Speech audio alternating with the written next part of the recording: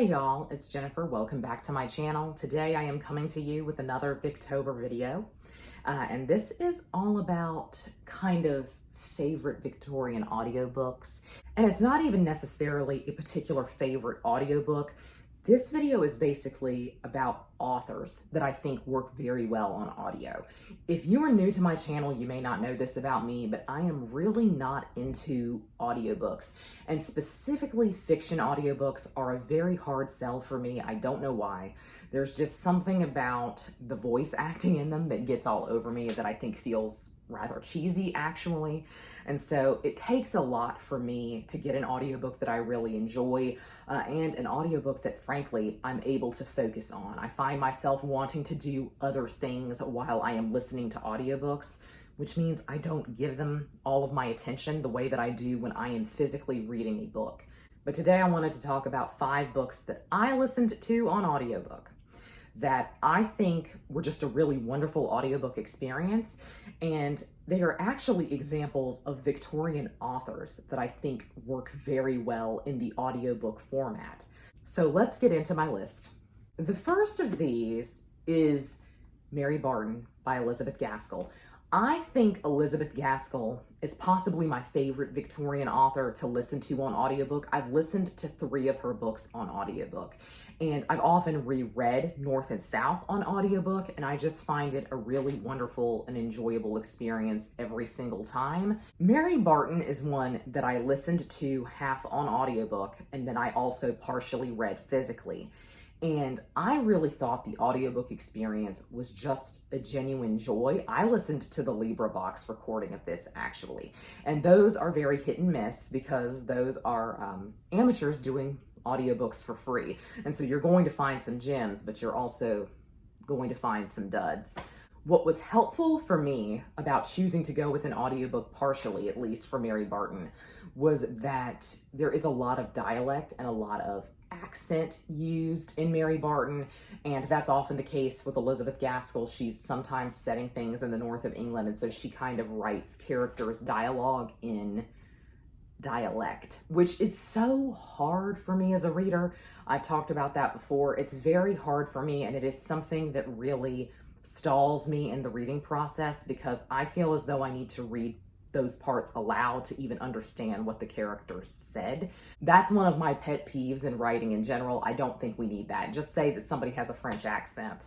Just say that somebody has a Yorkshire accent. I don't need to read dialect.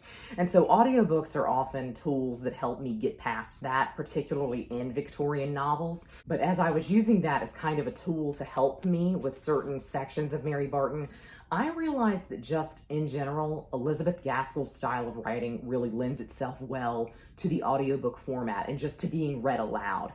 I think Elizabeth Gaskell is very conversational as a writer. She kind of turns aside sometimes and includes you, the reader, in her descriptions. Especially in Mary Barton, she will be describing something and then she kind of addresses you as the reader and tells you that you may not be familiar with this part of the country. So that's what this means. And I think there's just something really storybook, fairy tale about that, which makes me feel like it should be read aloud. And so I feel like in general, Elizabeth Gaskell is a great choice for an audiobook. Hand in hand with that, especially when speaking about dialect and characters speaking in an accent being written on the page, I struggle with Thomas Hardy because of that quite a bit. And my favorite Thomas Hardy novel has so much of that in it that I eventually turned to the audiobook the first time that I read it. And what a joy that was. It's Return of the Native. I think Return of the Native is just in general one of my favorite audiobook experiences. I listened to the Alan Rickman audiobook that is on Audible. And if you have not listened to it, stop what you're doing right now and go download that audiobook. I mean, it's Alan Rickman, first of all. Second of all, it's Alan Rickman reading Thomas Hardy, reading his descriptions. This book is 5 stars for a lot of different reasons, mainly because of the plot, but I do think listening to it on audiobook made it a more favorable experience for me and made me enjoy the book more, believe it or not. This feels like a very cozy read. I think it's strange to call Thomas Hardy cozy because so much is going on that's very dark 9 times out of 10. But this is like a very countryside novel It's very lyrical in its descriptions of the landscape, and there was just something that made it work very well, again, being read aloud. And I think Alan Rickman's voice in particular was just very well suited to reading Thomas Hardy's descriptions. But from that experience, I have also started reading Tess of the D'Urbervilles on audiobook. And I have read a couple of other books of his on audiobook, both LibriVox recordings and kind of Audible exclusives that are in the Plus catalog. I have enjoyed every single one of those experiences, even when I didn't really care for the book, because Thomas Hardy is sometimes all over the place for me. Even when I didn't necessarily enjoy the actual plot or enjoy the actual story, the audiobook really elevated the experience for me and really made the reading experience memorable. So I think in general, Thomas Hardy is a great one to read on audiobook. This next book is an interesting case, and I have a long and sordid history with this book. I physically read it for the first time and genuinely did not like it. Actually almost hated the book, but I decided to read it for a second time because I thought there must be something that I am missing that everyone else is talking about. Why do I not understand the hype around this one? The second time I decided to go for an audiobook, and I truly think it was the game changer for me with Jane Eyre. I know, controversial that I hated Jane Eyre the first time. I rated it 2 stars, which felt very generous for me when I first rated it that. I genuinely hated this book, but after hearing everyone on BookTube talk it up, just hearing that it's so many people's favorite book of all time, I decided to give this one a go. And I am so glad that I did. I don't even remember who read this audiobook, but one thing I will say for me in the realm of audiobooks that I really enjoy, I tend to enjoy audiobooks that are of novels that were written in the first person. And that is certainly the case here. And it felt like I got to know Jane as a character very well that way. It felt like I just got to really linger in Charlotte Bronte's writing. Just in general, it was a very special reading experience to me, and it completely and utterly changed my opinion of the book. And I think Jane Eyre is one of those books that's going to hit you differently in different periods of your life. And I think potentially I just wasn't ready for it when I read it the first time. Maybe I was always destined to rate this one 5 stars, and the audiobook experience maybe had very little to do with that. But it seems to me, looking back on it, that I think choosing to read the audiobook was possibly the best thing that I could have done. So if you were thinking of reading Jane Eyre for the first time, or you're considering rereading it, I think choosing the audiobook might be a great option. Who am I if Wilkie Collins does not make an appearance in this video?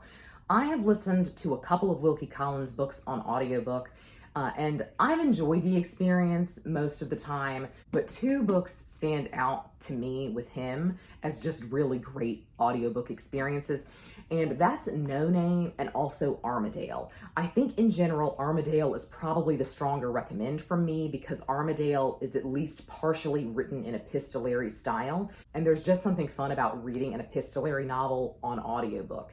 There were multiple narrators in that. It was just a really wonderful experience. No Name is a similar case for me, and I feel like there are so many really wonderful dynamic characters in No Name that the audiobook narrator has a lot of places to go and a lot of fun. There's a lot to play with in No Name. I feel like No Name on the surface feels very humorous and very tongue-in-cheek, but at the same time, No Name is really discussing some difficult social issues of the Victorian period. And so this one is one of my favorite Wilkie Collins novels ever, but I really thoroughly enjoyed listening to it on audiobook. I listened to the audiobook while reading the physical copy, and that's just one of my favorite things to do with classics. If I'm going to listen to an audiobook, that tends to be the way that I choose to go. I really enjoy that because I feel like it means that I retain the information more. That was certainly the case here, so I just really enjoyed listening to this on audiobook, and I also loved Armadale on audiobook. So from those experiences alone, it makes me feel as though Wilkie Collins is just a fun author to listen to. Wilkie Collins is funny, and I think humor comes across more clearly to me in an audiobook than it does when I am just reading text on the page. I think his humor really shines in the audiobook format. His books are also sometimes pretty long, and I think it's a great way to get through his books if you want to use an audiobook as an aid. Last but not least, let's talk about my favorite audiobook ever, and that is David Copperfield by Charles Dickens. I have also listened to several Charles Dickens books on audiobook. I've listened to The Mystery of Edwin Drood, I've listened to A Christmas Carol, I've listened to at least part of A Tale of Two Cities. Charles Dickens is the standout author here. He's really designed for audiobooks because even in the Victorian period, his books were ones that people were reading aloud. And it was a thing like where you would all get together and you would read the new part of the Charles Dickens novel. He would even go out and read aloud his stories. So by design, I think Charles Dickens is the best Victorian novelist to read on audiobook, but I just have to talk about the Richard Armitage David Copperfield audiobook from Audible. It is my favorite audiobook I have ever listened to. I love Richard Armitage, first of all. This is not just an excuse to simp over Richard Armitage, but he is very, very good at audiobook narration. And I think this is his magnum opus. And I wish he would read everything else that Dickens wrote, but I know he has other things going on in his life. He can't just read audiobooks all the time, but I wish he could. His voice is just so perfect for the Victorian period, and it made David Copperfield such a wonderful reading experience for me. I feel like David Copperfield is one I possibly would have enjoyed more had I just read it straight through and I just read it physically. And I think maybe that's the case for me with Charles Dickens. I think maybe I need to read it physically, and then when I am rereading him, I can listen on audiobook, because I do feel as though I often miss key moments when I am listening to an audiobook, or I miss just segments of really beautiful language. But the Richard Armitage David Copperfield is just in general my favorite audiobook. And I think Charles Dickens, similar to Wilkie Collins, has so many long books that reading an audiobook of his works can really help you, even if you were just listening to the audiobook here and there, which is what I tend to do. But I actually listened in full to the Richard Armitage audiobook because I just genuinely loved it. I've been thinking about rereading this month, and when I do, I think it will be with that audiobook. It's just one of the most wonderful reading experiences that I have ever had, and I think it's just in general the case with Dickens. I think he works very, very well in the audio format. So those were just a few of my favorite Victorian audiobooks and authors that I think work really, really well being read aloud. I would love to know down below what your favorite Victorian audiobook is, and if you have listened to any of these books on audiobook. But that's going to be all for me today. I hope you're all having a great week. Happy reading. Happy Victober. Goodbye.